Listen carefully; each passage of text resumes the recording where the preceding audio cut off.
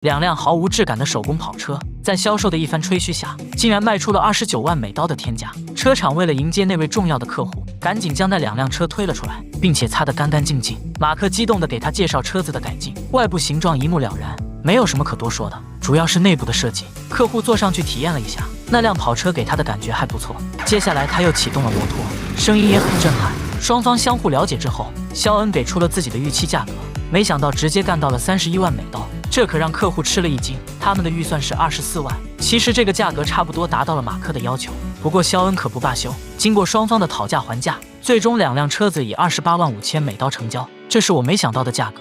一辆手工粗糙的半吊子车竟然能卖出这么高的价格，有钱人的世界真是无法理解。这个大麻烦解决后，大家终于能松一口气了。马克为了庆祝这个时刻，给大家放了1天的假，所有人都非常开心。不过狂欢之后还是要继续工作的。此刻马克和肖恩正坐在办公室里商讨车厂下一步的计划，结果这时原始人走了进来，他说自己手里有一个不错的活，发展的潜力应该很大。这是原始人第一次提出意见，马克既惊讶又重视。原来他有个朋友叫帕奇，是哈雷摩托的忠实粉丝，平常经常和俱乐部一起出街。但自从他养了一条狗之后，一切都变得很不方便，所以他买了一辆北极星3轮车，想经过歌坛车厂的改造，让它既炫酷又能承载自己的宠物。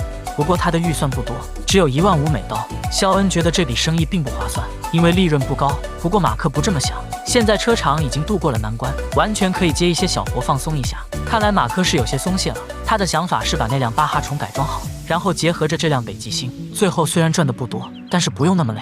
优雅的甲壳虫竟然还能这么改，化身越野小钢炮的他在沙漠狂飙。之前的巴哈虫功能已经完全正常。马克对车身简单处理后，就开始给它喷漆。他选择的是经典的猛男粉色，和车子风格形成强烈的反差，最后应该会很好卖。等车漆风干之后，大家对细节处进行收尾，增加一些歌坛车厂的元素。经过3个小时的忙活，这辆巴哈虫总算成功了。马克邀请了肖恩的母亲来试驾，这种越野小钢炮开着很爽，性能方面也无可挑剔。试驾结束之后，肖恩把车子擦得干干净净，等待买家的到来。突然一辆大皮卡出现在镜头里，我原本以为里面是一位壮汉，没想到从里面下来一个瘦弱的小姐姐。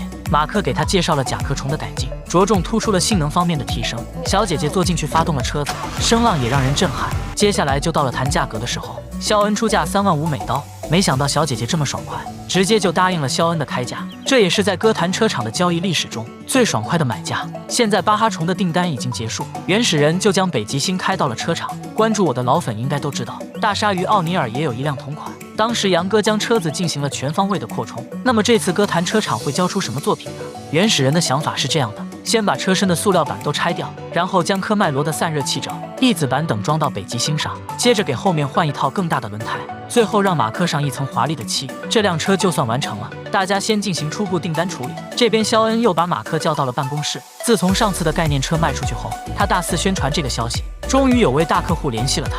这是一家大型的汽车零件公司，他们生产的零件畅销全球。能和这样的公司合作，给车厂带来巨大的曝光量，但报酬并没有太高，他们只会支付人工成本，相当于是雇佣了车厂干活。马克听到后相当不乐意，为了确定具体计划，他提出要和负责人直接对话。狗狗是人类最忠实的伙伴，那么你会为了它花高价买一辆3轮跑车来翻新吗？之前马克从办公室回来后，就来到厂里帮忙，他要将车身重新设计，好让科迈罗的板件和北极星的底盘完美贴合。这次原始人工作格外认真，因为这是给自己的好友而设计，他必须确保一切细节都到位。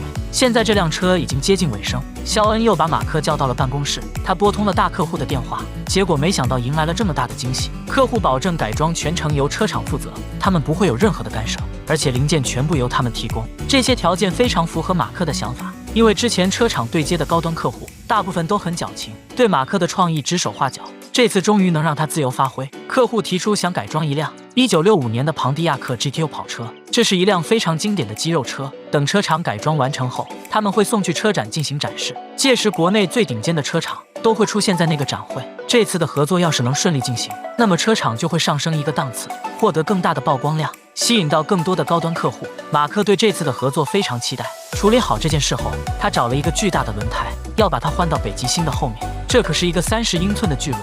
车厂先测量了基本数据，然后重新设计了一个支架。